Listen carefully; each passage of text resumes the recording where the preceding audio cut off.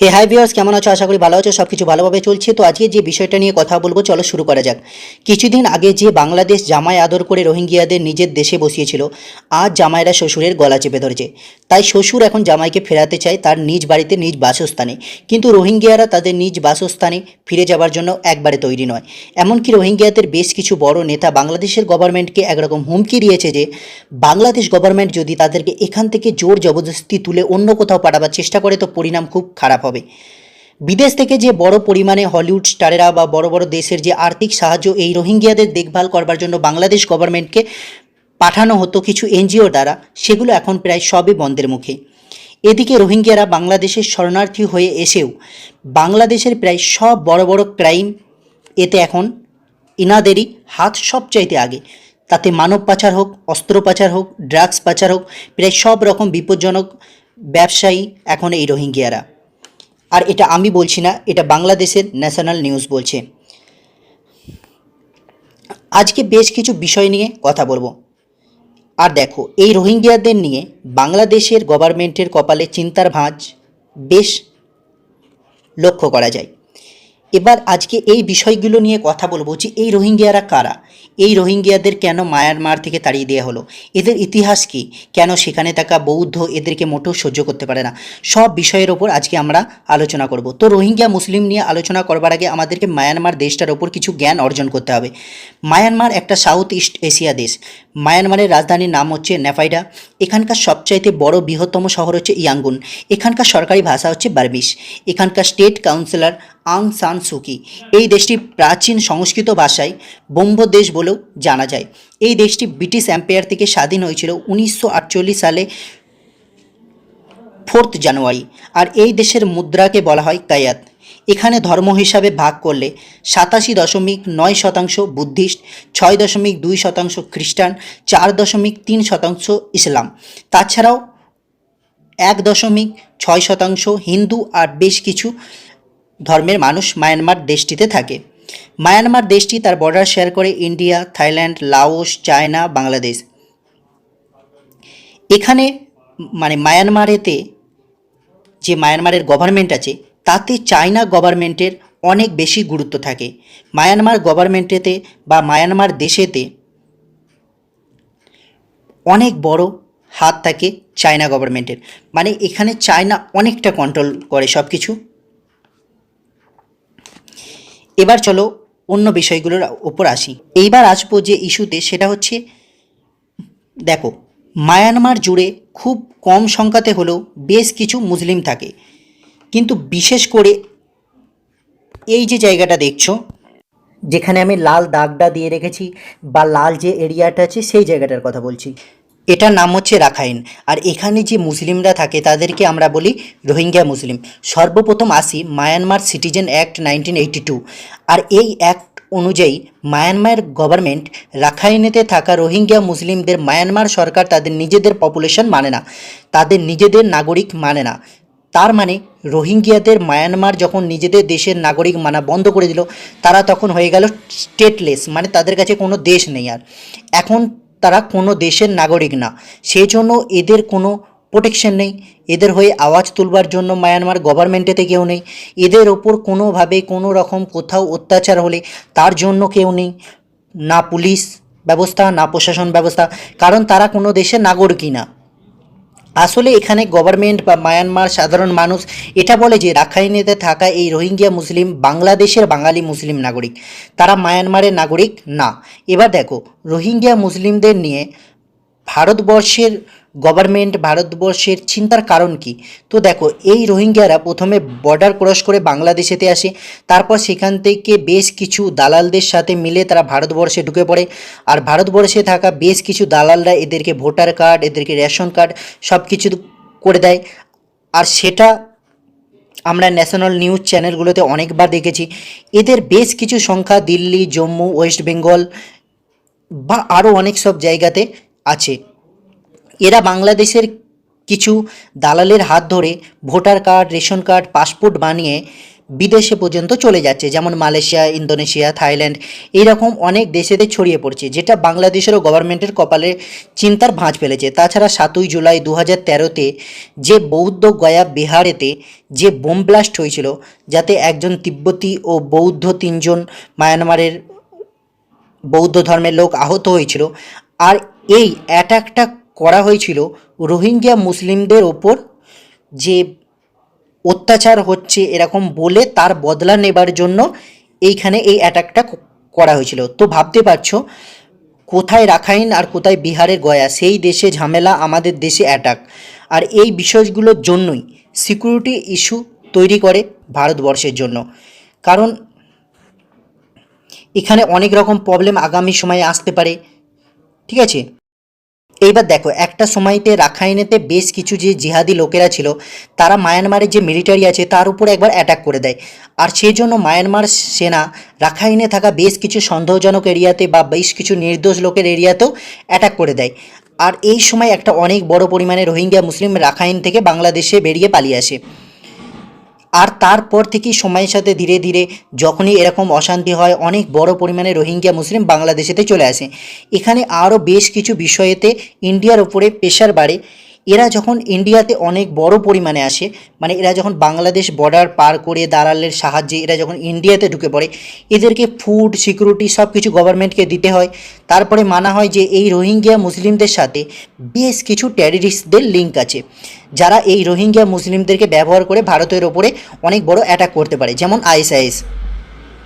এই বিষয়টার ওপর অলরেডি বৌদ্ধ গয়া মন্দিরেতে বিহারেতে অ্যাটাক হয়ে গেছে, কারণ এই যে বিহারের বৌদ্ধ গয়া মন্দিরে অ্যাটাক হয়েছিল, এটা এই রাখাইন মুসলিমদের ওপর ভিত্তি করেই হয়েছিল।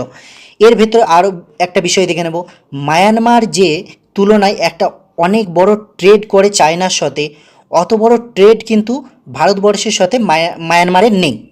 তাই ভারত চেষ্টা করছে যে মায়ানমারের সাথে সম্পর্ককে ভালো করে মায়ানমার দিয়ে একটা রোড তৈরি করতে, যে রোডটা একবারে থাইল্যান্ড অবধি যাবে, যাতে ইন্ডিয়া তার ট্রেডকে এই থাইল্যান্ড, মায়ানমার, কম্বোডিয়া এইসব দেশগুলোর সাথে ট্রেডকে অনেক বেশি বাড়াতে পারবে।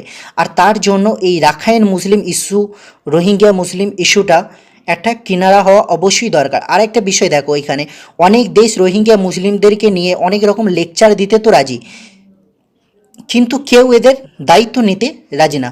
অস্ট্রেলিয়া হোক, ইউরোপ কান্ট্রিগুলো হোক, কিন্তু কোনো দেশ এদেরকে নিজের দেশে সামান্য পরিমাণে নিতেও রাজি নয়।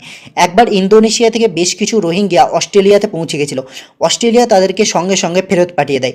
এবার বাংলাদেশ চাইছে যে এই রোহিঙ্গিয়ারা এখন বাংলাদেশ থেকে বেরিয়ে যাক, তাদের নিজেদের দেশে ফেরত যাক। আর তার কারণ আমি আগেই বলেছি, ভিডিও শুরুতেই বলেছি, কিন্তু বলা হয় যে যেমন পাকিস্তানের গভর্নমেন্টেতে পাকিস্তান মিলিটারির পাওয়ার সবচেয়ে বেশি, তেমন মায়ানমার গভর্নমেন্টের থেকে সেখানকার সেনার পাওয়ার বেশি। এবার এখানে একটা বিষয় জেনে রাখো, কেন আমরা মায়ানমারের এগেনস্টে যেতে পারবো না, কেন তাদেরকে কোনোভাবে ক্রিটিসাইজ করতে পারবো না। এই যে লাল দাগটা দিচ্ছি, এটা হচ্ছে ইন্ডিয়ার ফিউচার প্ল্যান। এইভাবে একটা রোড তৈরি করে ট্রেডকে বাড়াতে চাই। এমন কিছু বললে যেটা মায়ানমারের গভর্নমেন্টের খারাপ লেগে যেতে পারে, কেন এইসব কারণগুলো, এর ওপর একটা নজর দেবো। এর সবচেয়ে বড় কারণ হচ্ছে আমাদের নর্থ ইস্ট সাইড এর ইকোনমি ব্যবস্থা, ঠিক আছে। আমাদের নর্থ ইস্ট সাইড ইকোনমির দিক থেকে বেশ ডাউন, ঠিক আছে। এই দিক থেকে ডেভেলপমেন্ট করতে গেলে আমাদের মায়ানমারকে ভীষণ দরকার, কারণ এই দেশটা পারে আমাদেরকে একটা ল্যান্ড রোড প্রোভাইড করতে। আমাদের ইকোনমি অনেক বাড়বে এই রোডটার কারণে, কারণ এই রোডটা দিয়ে আমরা অনেকগুলো কান্ট্রির সাথে জুড়তে পারবো, আর আমরা সেখানে আমাদের ব্যবসা করতে পারবো, ট্রেড করতে পারবো, আর যার জন্য আমাদের মায়ানমারের সাথে সম্পর্ক অনেক ভালো রাখতে হবে। অলরেডি এই বিষয়টা নিয়ে দুই দেশের গভর্নমেন্টের মধ্যে কথা হয়েছে, কিছু বিষয় স্যাংশনও হয়েছে, মায়ানমারের সাথে সব রকম আলোচনা হয়ে গেছে। হতে পারে যে কিছু সময় পরে এই গুড নিউজটা আমরা পেতে পারি যে এখান দিয়ে একটা এমন রোড তৈরি হচ্ছে যেটা আমাদের ট্রেড রিলেশনকে অনেক বাড়াতে সাহায্য করবে। তাছাড়া এই মাস 5 আগে আর একটা ঘটনা ঘটে, এবার সেটার উপরে আলোচনা করে নিই। 57টা দেশ মিলে রোহিঙ্গা জেনোসাইডের ওপর কেস করেছে মায়ানমারের এগেনস্টে ইউএনের কোর্টেতে, মানে ইন্টারন্যাশনাল কোর্ট অফ জাস্টিস। আর এই কেসটা কারা করেছে যদি বলো, তোমরা নিশ্চয়ই শুনেছ, অর্গানাইজেশন অফ ইসলামিক কোঅপারেশন। এই অর্গানাইজেশনটা কেস করেছে মায়ানমারের এগেনস্টেতে। International court of justice. আর যেহেতু এই অর্গানাইজেশনেতে 57টা দেশ আছে, সেই জন্য এটাকে এইভাবে বলা হচ্ছে যে 57টা দেশ মিলে কেস করেছে। কিন্তু এখানে যে 57টা দেশ খুলে মায়ানমারের এগেনস্টে কথা বলেছে তা কিন্তু না, মানে এটা একটা অর্গানাইজেশন আর এখানে 57টা ইসলামিক কান্ট্রি আছে, যার কারণে বলা হচ্ছে যে 57টা দেশ মিলে কেস করেছে। এইবার এটা মায়ানমারের জন্য কি অসুবিধা তৈরি করতে পারে এই বিষয়ে কথা বলবো। প্রথম কথা হচ্ছে যে সেই দেশটাই, দেখো এখানে সেই দেশটাই তোমার লোকসান করতে পারে যার সাথে তোমার ট্রেড রিলেশন আছে। তো চলো আগে গিয়ে সব বিষয়টা নিয়ে কথা বলি, ঠিক আছে। এখানে যে দেশটা সবচাইতে এগিয়ে এসে মায়ানমারের এগেনস্টে কেস করেছে আর সেই দেশটা হচ্ছে ওয়েস্ট আফ্রিকান কান্ট্রি গাম্বিয়া। আর এটা একটা ভীষণই ছোট দেশ, আর এই দেশটা মায়ানমারের এগেনস্টে বলেছে যে রোহিঙ্গা মুসলমানদের ওপর অনেক বড় পরিমাণে মায়ানমার গভর্নমেন্ট ও তাদের মিলিটারি দ্বারা একটা জেনোসাইড করা হয়েছে, আর যার কারণে গাম্বিয়া এই কেসটা করেছে। তো চলো গাম্বিয়া দেশটার বিষয়ে আগে প্রথমে আমরা কিছু জেনে নিই। এই দেশটার ক্যাপিটাল হচ্ছে বানজুল, আর এই দেশটির কারেন্সির নাম হচ্ছে গাম্বিয়ান ডালাসি। আর এই দেশটার 95% মানুষ ইসলাম, আর এই দেশটা ব্রিটিশ এম্পায়ার থেকে স্বাধীন হয়েছিল 18 ফেব্রুয়ারি 1965। গাম্বিয়া দেশটি মায়ানমারের এগেনস্টে যাওয়ার পরে ইউনাইটেড কোর্ট অফ জাস্টিস কি কোনো রকম আর্থিক স্যাংশন লাগাতে পারে মায়ানমারের ওপর। তবে যদি দেখো মায়ানমার সেনাদের ওপর বা গভর্নমেন্টের ওপর ছোটোখাটো স্যাংশন অনেক দেশই লাগিয়ে রেখেছে, কিন্তু এখানে নতুন কিছুই ঘটে না, মানে এই কেসটার বিষয়ে নতুন কিছুই ঘটে না। জাস্ট জানা কথাগুলোই এখানে আবারও একবার রিপিট হয়। এখানে ইন্টারন্যাশনাল কোর্ট অফ জাস্টিস জানায় যে মায়ানমারেতে হওয়া রোহিঙ্গিয়াদের ওপর অত্যাচার মায়ানমার এড়িয়ে যেতে পারে না। তাই মায়ানমার গভর্নমেন্টকে এখানে নিশ্চিত করতে হবে যে পরবর্তী সময়ে যেন এই মুসলিমরা তাদের নিজের রাখাইনে ফেরত যেতে পারে, তাদের উপরে এর পরে যেন কোনো অ্যাটাক আর না হয়, এটা নিশ্চিন্ত করতে হবে মায়ানমার গভর্নমেন্টকে। মায়ানমার এখানে নিজের দেশকে সাপোর্ট করেছে আর নিজেদের সেনাকেও সাপোর্ট করেছে। তবে তারা এটাও বলেছে যে হ্যাঁ এরকম কিছু অবশ্যই ঘটনা ঘটেছে, কিন্তু এটা জেনে বুঝে যে মায়ানমার গভর্নমেন্ট করেছে বা মায়ানমার একটা প্ল্যান করে সব কিছু করেছে যেমন গাম্বিয়া দেশগুলো বলছে বা ইসলামিক অর্গানাইজেশন দেশগুলো বলছে, এটা কিন্তু সত্য নয়। আর এইখানে যে এত প্রবলেম এত ঝামেলা, এর জন্য শুধু একা মায়ানমার গভর্নমেন্ট বা মায়ানমার সেনা দায়ী নয়। আর আর মায়ানমার এটাও বলে যে রাখাইনেতে থাকা রোহিঙ্গিয়া মুসলিমদের মায়ানমার ফেরত নিয়ে যাবার চেষ্টা করবে, তার জন্য মায়ানমারের বেশ কিছু সময় লাগবে। আর এগুলো যদি দেখো তো প্রথমবার বলেনি মায়ানমার, এর আগেও যতবার মায়ানমারের ওপর অভিযোগের আঙুল উঠেছে ততবারই মায়ানমার এই একই কথা বলেছে। সেখানে মায়ানমারের বিপক্ষে যেমন অনেক দেশ আছে, মানে যে মায়ানমারের ওপর এখানে যে কেস করা হয়েছে কোর্ট অফ জাস্টিসে, এখানে যে কেস করা হয়েছে যেমন মায়ানমারের বিপক্ষে অনেকগুলো দেশ আছে, তেমন কিন্তু মায়ানমারের পক্ষেও বেশ কিছু শক্তিশালী দেশ আছে, যেমন চায়না, রাশিয়া, এরকম দেশগুলো মায়ানমারের সাপোর্টে দাঁড়িয়ে আছে। তো ভাবতে পারছো এখানে কিন্তু মায়ানমারও কোনো কমজোর জায়গাতে নেই। ভারত এখানে কোনো পক্ষ নেয়নি।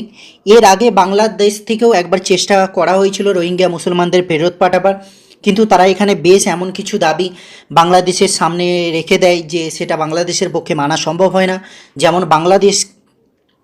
যেমন বাংলাদেশে থাকা রোহিঙ্গিয়ারা বাংলাদেশকে এটা বলে যে বাংলাদেশকে এটা কনফার্ম করতে হবে যে মায়ানমারে কোনো রোহিঙ্গা মুসলিমদের ওপর আর কোনো অ্যাটাক হবে না, তাদের যেখানে যা ঘর যেভাবে ছিল সেভাবেই তাদেরকে ফেরত দিতে হবে, তারপরেই তারা ফিরে যাবে। কিন্তু এখানে বাংলাদেশ গভর্নমেন্ট বলেছে যে আমরা এখানে যতটা পারবো ততটাই করতে পারবো, কারণ মায়ানমার একটা আলাদা দেশ, সেটা আমার কোনো স্টেট নয় যে আমি সেখানে গিয়ে একটা কোনো কিছু বলবো। তো মায়ানমার একটা আলাদা দেশ, তার গভর্নমেন্ট যেটা ঠিক করবে যেটা করবে সেটাই তোমাদেরকে মানতে হবে। এখানে বাংলাদেশ কোনো জোর জুলুমবাজি মায়ানমারের ওপর করতে পারে না। তার সাথে তারা এটাও জানায় যে মানে রোহিঙ্গিয়ারা বাংলাদেশের গভর্নমেন্টকে এটাও জানায় যে এখান থেকে যদি এই রোহিঙ্গিয়া মুসলিমদের সাথে কোনো জোর জবরদস্তি করে তুলবার চেষ্টা করে বাংলাদেশ, তার এই কাজটির জন্য বাংলাদেশ গভর্নমেন্টকে ভুগতে হতে পারে। মানে এক কথায় বাংলাদেশ গভর্নমেন্টকে রোহিঙ্গিয়া যে বড় বড় নেতারা আছে তারা ওয়ার্নিং দিয়েছে আগে। এবার দেখা যাক এর নতুন আপডেট কি হয়, সেটা তোমাদেরকে জানাবো। তো এখানে আমি ভারত, বাংলাদেশ, চায়না, রাশিয়া সবার পক্ষ রাখলাম। কেন আজ তারা আমাদের দেশে বা বাংলাদেশে এত বড় পরিমাণে পালিয়ে আসছে তার পক্ষও রাখলাম। এখানে রোহিঙ্গিয়াদের নিয়ে যে একটা খারাপ সাইড আছে সেটাও রাখলাম, আবার রোহিঙ্গিয়াদের ওপর অত্যাচারের দিকটাও রাখলাম। তো পুরো বিষয়টা তোমরা নিজেদের মধ্যে বিবেচনা করে একটা কমেন্ট করো যে তোমাদের এই ভিডিওটা কেমন লেগেছে। আর ভালো লেগে থাকলে লাইক করো, শেয়ার করো, সাবস্ক্রাইব করো। জয় হিন্দ, জয় ভারত, জয় শ্রীরাম।